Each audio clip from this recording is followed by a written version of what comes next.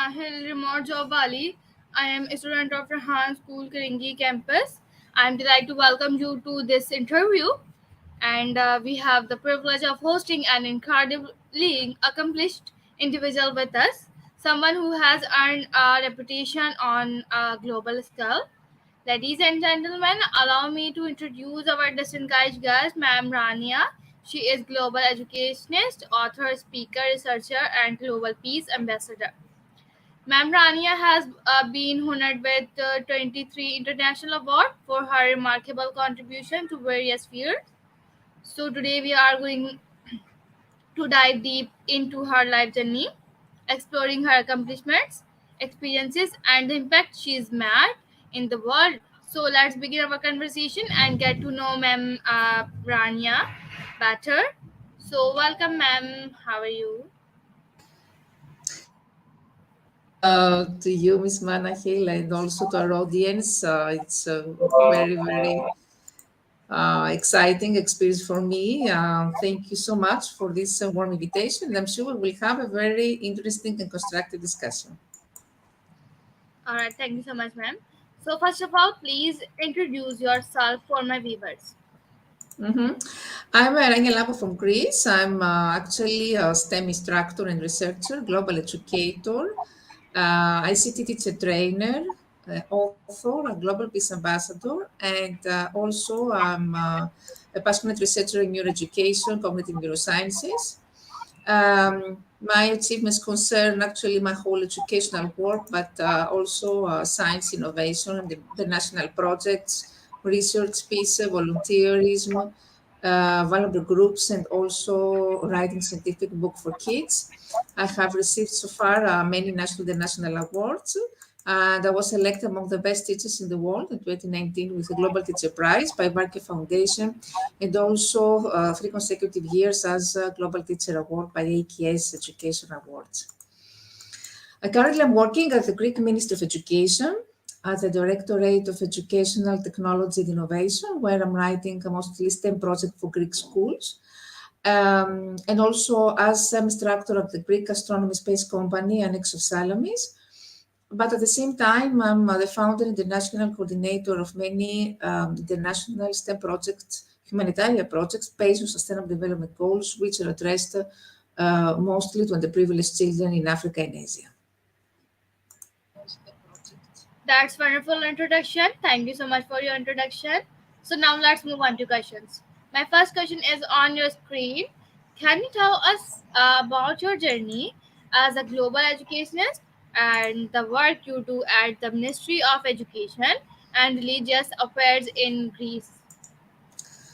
Yes, my journey is quite unpredictable. Actually, I was appointed in public secondary education, and after 4 years, I moved to primary education, which was the most fascinating part of my life. It was a revelation because for the first time, I worked with children at the age of 6 to 12 years old. We accomplished miracles, and this gave us so many awards. And what was actually a turning point in my career in primary education was my participation as a flexible zone teacher. Flexible zone was a subject in Greece which allows us to implement the project-based learning actually. And I had the chance to participate in a very pioneering science education program, which was organized by the CMS experiment at CERN. It's called Playing with Protons. CERN is the European Organization for Nuclear Research. And this program concerned teaching particle physics and general modern physics to primary school students. Of course, I had many challenges. The main challenge was that I had to redesign the curriculum. So I had to be inventive and innovative and select materials that would attract the curiosity and, of course, the interest of my students, such as Lego or Play-Doh for cardboards, things like that. And at the same time, we had the chance to use state-of-the-art technologies at the 3D printer because I won 3D printer international competition, and my school was one of the first schools who had this chance The great outcome of all these activities was the production of original visual and digital material of particle physics. The main challenge was this I mentioned about redesign the curriculum, but also I had to mention that I had children who were coming from a low socioeconomic background, so many times I had to pay from my own pocket for the materials of the project. Another challenge was that I had free technology room was not always available. Technology, how to teach the STEM when you don't have enough technological equipment. And another challenge was that there were parents who told me that I don't want my child at the age of 7-year-old to learn particle physics. So during one whole year, when we did, actually students implemented amazing things, historical digital timelines. They presented the CMS experiment, particle physics experiment, and atlas physics experiment with different materials, with a wide variety of techniques and tools, with wood, 3D printing, with artistic galleries. So we talk about STEAM, the role of arts alongside science. And also, many techniques, storytelling or role-playing, combining art with science. At the end of the academic year, all my students told me that I want to be a physicist, I want to go to CERN. And this was a success of the program because obviously our objective was not to teach particle physics to children at this age, but to make them love science. And this is how also parents were convinced when they saw these amazing things. So this was a revelation. This is how I started actually to be involved with STEM education. Since then, I'm trying to promote worldwide STEM literacy around the world through virtual sessions with students and through writing, designing, and implementing STEM projects, not only Greece, but also worldwide. In Greece, in the Greek ministry, when I'm working, I have the privilege to launch before 2 years, it was during the COVID pandemic, a STEM workshop where students are coming from primary, secondary schools are coming to this ministry installation, so they get experimented with STEM. We're talking about students who have never experienced physics, they have never seen any physics experiment. So for them, it's something new, it's something innovative. They get engaged in hands-on activities, in practical activities. They leave the classroom, they leave, they are happy, they're enthusiastic. Inside the ministry, I have launched this workshop. Of course, we have another one about cybersecurity. And this is also very important because we have many cases of children who are really suffering from the cyber world, who have many mental health disorders, and really they need to get information about how to handle all these issues, the challenges of the cyber world. And apart from this, I launched also an environmental program, the Greek Ministry of Education, which is addressed to primary school students, and it's called SOS, We're Changing the Earth's Climate. It's an environmental program which is addressed, as I said, to these primary students, because at this age, students should be inculcated all these values of how to learn and respect the environment. They will learn how we all are responsible for this with our actions, how they can suggest, because STEM is a problem solving. Through STEM activities, they can suggest solutions, or they can invent devices or patents in order to solve a complex global problems. So throughout this program, which actually combines environmental awareness, STEM, and arts, students are trying to enhance their ecological consciousness and become more active citizens in the world. Also, furthermore, we talk about on the national and international level. I have designed STEM projects which have a huge social impact. The first one was implemented in Malawi in Kenya. It's called Water, Life, Giver, and Threat. A huge challenge for me. Why? Because I had to teach STEM water awareness to students who do not have school supplies at all, to students who are thirsty. So how to motivate this kind of students and this kind of teachers? So my first step was to design activities that contain also only natural resources, everything that they had at their disposal, their surroundings. My students performed amazing things, performed water experiments. They created branches of trees using mind maps using branches of trees. And also they created models of boats using sand, using natural resources, performed also theatrical presentations, always based on science and on water topic. And the impact was great because we managed to obtain sanitation filter equipment, because they learn how to sanitize the water, because we're talking about students who drink the water as a mud. Nobody has ever taught me how to filter their water. So we obtained sanitation filter equipment as for sponsors from USA, and also 6 wells were drilled in areas of Malawi with children how to walk about 90 minutes to find clean water to drink. So it was actually what matters here is the social impact, because educators, as I always say, from my own personal experience, can actually change lives of students. And this is one main example, how we can change their lives. The second one was implemented mostly in India. It was called Food for Thought. And it's the main topic, the main objective of this project was actually to teach healthy food combinations in case of food shortage. It was addressed to students who have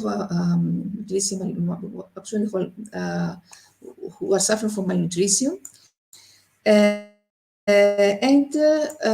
was a project which actually inspired students. They educated families, they donated money.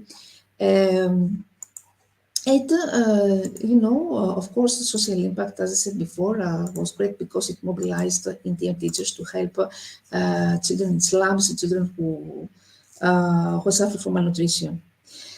Another one project that I loved, I think, most is called the Gender-Based Violence, Why Peace is a Much Better Option. It was implemented in in Nigeria, because there are high rates of gender-based violence. So I was shocked when actually read about the statistics, and also I have my own friends who are working in humanitarian organizations. They come from Nigeria, and they told me that they have many deaths of women because of this. I was shocked. So I decided to write a project which combines STEM with gender-based violence awareness. So I included activities such as neurobiology of fear, so what to learn. So the children should learn what happens in our body when we receive violence, how they can treat such a situation of conflict, how women should be treated with respect. All these things. It was a project of 5 weeks. It was implemented in public schools in Nigeria with great success, and it's something also important for me.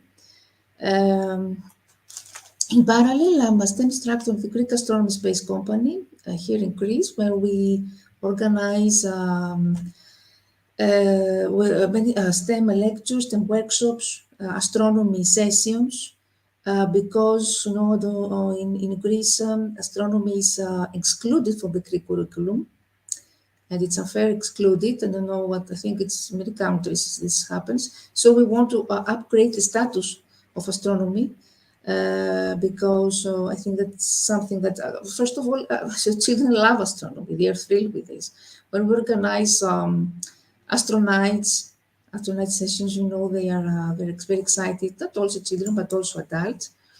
And also astronomy is related to mathematics. So when they learn astronomy, they also can develop their mathematical skills. So we try to invent innovative scenarios in order to help students acquire neuroscientific knowledge, to get initiated to more scientific method, to learn critically, to adopt what we call inquiry-based approach, how to observe the nature around them, how to formulate hypotheses, how to investigate or to give solutions, things like that. And of course, we prepare students for international astronomy Olympiads.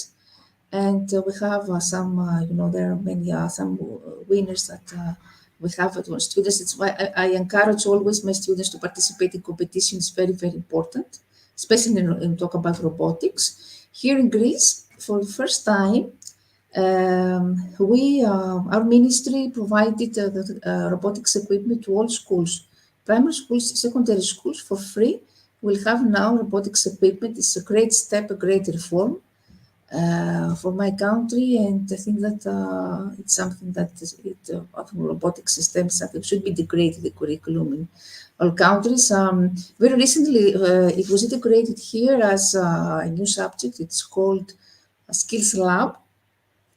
It's actually a new subject which contains 22 thematic sessions like environmental awareness or STEM and robotics. It's optional, but it's a first step to promote STEM in the Greek, in the Greek ministry. And also, apart from this, I want to say that we have many computer science teachers who are volunteers, and after the ordinary school program, they prepare for free.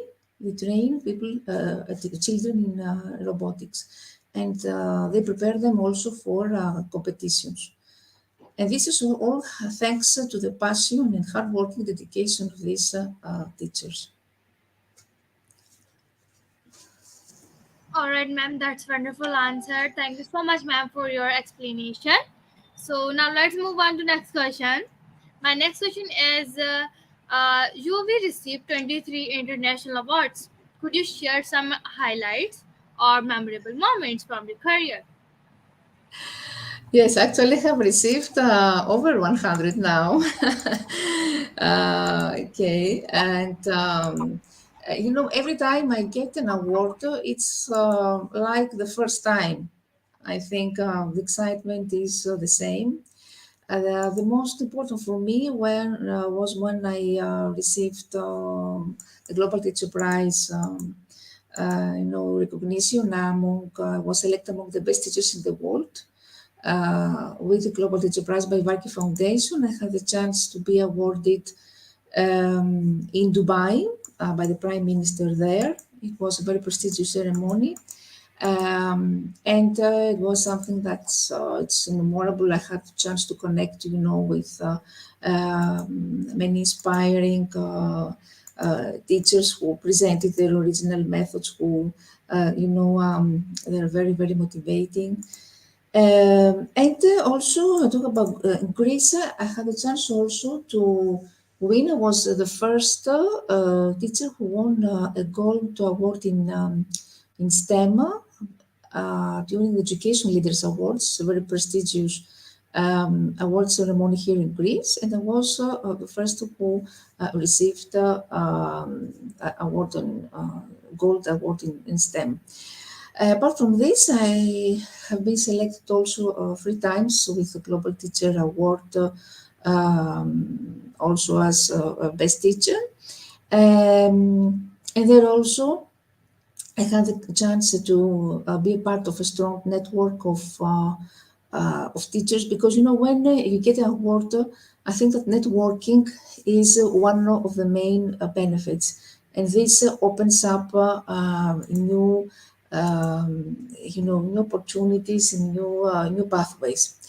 To give you an example, when I launched my first national project, of course I didn't have any help at all, and of course we don't talk about sponsorship anything.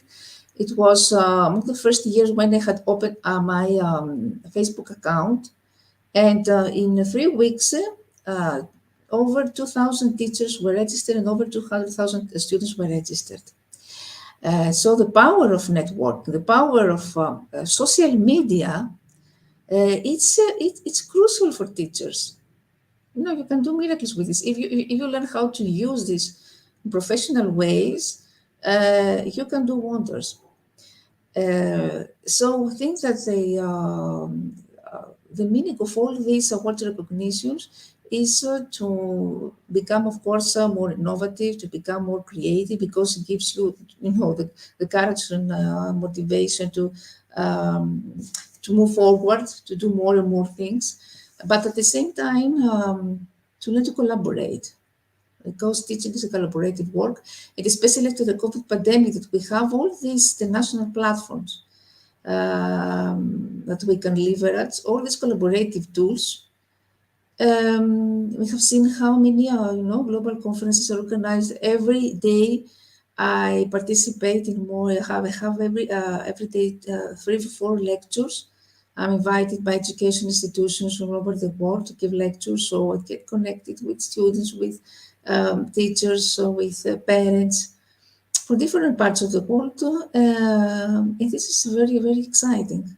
How internationalization actually of education brings us together, and through this recognition, I can, work with teams on very innovative projects. This, I think. All right, ma'am. Thank you so much for your answer. Your answer is very great. Thank you so much. So, why did you become a global peace ambassador, and how do you promote peace in your various roles? Mhm. Yes, the first that I mentioned was the project Gender-Based Violence, which was implemented in Nigeria, that I mentioned before. Apart from this, recently I was appointed in Greece as the National Ambassador for Volunteerism Education. The Greek Academy of Volunteerism has a governmental program. And what I'm saying is because volunteerism and service learning is a transition to peace education. It's something that helps students develop, altruism, compassion, trust, to help, to know how to help others. And this should be inculcated at an early age, if it's possible to incorporate volunteerism in preschool age or in primary education. In Greece, this I mentioned before about Skills Lab. It's something that has already been integrated, volunteerism, and research says that it's a great transition, it's a smooth transition to workforce. If young people are involved in volunteerism, they can actually learn how to help. They can help their career pathways in becoming more active, and they have more opportunities. Um, so the first is this, and when we try to participate in projects when peace education is important, we talk about peace education, how to help students resolve conflicts. So we design activities that could be role plays, that could be, essays, or anything that has to do with management conflict. This is related to peace education. It's very holistic, it's skills building, because it embraces physical, emotional, cognitive development of a child. It is based on this philosophy of truth, as I said before, of love, of compassion. And recently, our lesson plans are based on the war between Russia and Ukraine. I think that this is very shocking paradigm. We all here experience the consequences of the war. First of all, the energy crisis. If we talk about the impact of the economic violence, here, for instance, a way of living is very, very, it's very expensive. After the war, everything is 10 times higher. We have also in cases of refugees who are coming in Greece, and refugees usually they are the victims, of war, so they live in their countries and they visit the host countries. Greece, many years before the war, receives a great number of refugees. And it's another huge chapter, difficult how to handle this. We're talking about students who have never gone to school or children who don't know the Greek language. So they're facing many challenges how to communicate with teachers. They don't have textbooks. Textbooks here are books which are designed especially for refugees. So many challenges, and I think, as you said, that being Global Peace Ambassador is more relevant than ever, because refugees and people who are facing this kind of conflict situations, are everywhere, and we are responsible to help them. And how we can do this? This starts from education.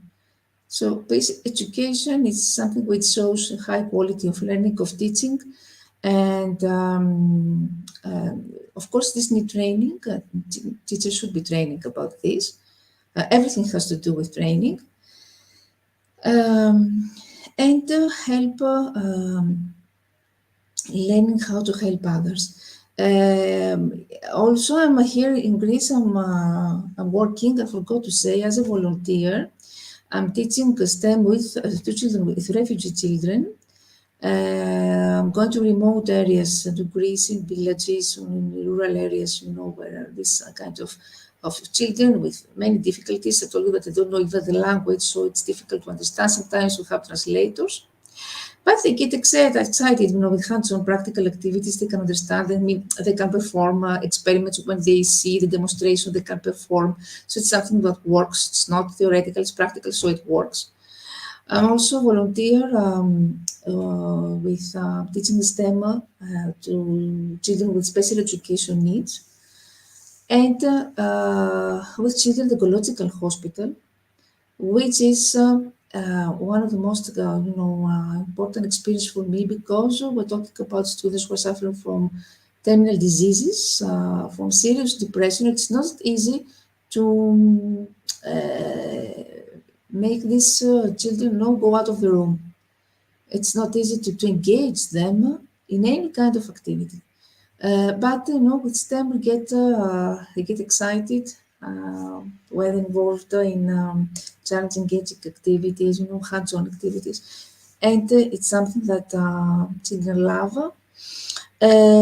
So it's what I said before, that for me, from my experience as a volunteer, many years now till today, volunteerism service learning is the cornerstone of peace education, because it's the only way to realize how to help the others is through volunteering, through giving for free, unconditional help, unconditional love, not expect something in return. And of course, in the context of war, as I said before, design activities that will help students to resolve conflicts. I forgot to mention that here also in Greece we have many cases, many problems of cyberbullying, for instance. We have, better than me, the rates, how teenagers and adolescents now and the young people are suffering from all the challenges of the cyber world. So here in the ministry, we have these students who come from for the workshop I mentioned before about cybersecurity, and they share their experiences, how they get the victims of cyberbullying, how they, usually they are afraid of sharing feelings because, they're ashamed. Sometimes they don't know even talk to their parents. They resort also only to their friends, or they try to internalize their anger, their fear. So it's not easy to help this kind of children. And cyber world also entails other challenges like internet addiction. Again, in Greece, we are in the second rate in comparison to other European countries, internet addiction. And to give you a shocking example, we have 500 children who are hospitalized because they can't get detached from the computer. So in the hospital, they are stuck in their laptop and their video games, and they can't even go to the toilet. they can't get proper nutrition. This is the level of advanced addiction. And unfortunately, educators are not trained for this because we have a bachelor degree or master degree in our subject knowledge in our area. We are not trained as mentors or psychologues or advisors or pedagogues. But nowadays, with all these complex problems of our globalized world, we need to be trained in all this. We have assumed multiple roles. I mean, the role of teacher has changed, has evolved. We are not input providers. We have to be mentors, have to be psychologues. We have to be patient, and we have to be close to our students, which is not easy.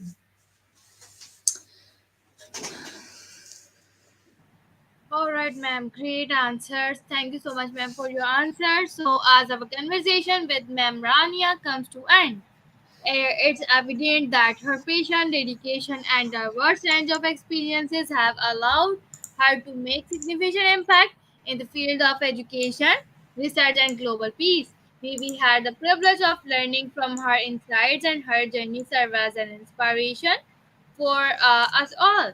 We'd like to express our heartfelt gratitude to Ma'am Rania for sharing her valuable time and wisdom with us today. Her story is a testament to the power of determination, hard work, and commitment to positive change.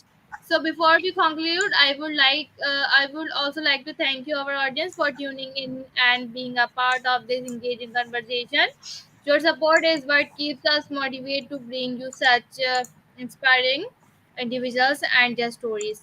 So, on behalf of everyone here, thank you for joining us, and we look forward to more enlightening conversation in the future. Wishing you all wonderful day. Thank you so much, ma'am. Thank you. I want to say something before ending that today it's the National Day of Girls. So my message to them should be you were born to fly, so never let anyone break your wings. And this has to do with, gender discrimination, which still exists. And what I'm trying to do is, forget to say, that to encourage women in STEM, girls in STEM, in order to realize they are capable as boys to succeed as natural sciences. So this is my message to girls and women. That's Thank you. wonderful message. Thank you so much, ma'am.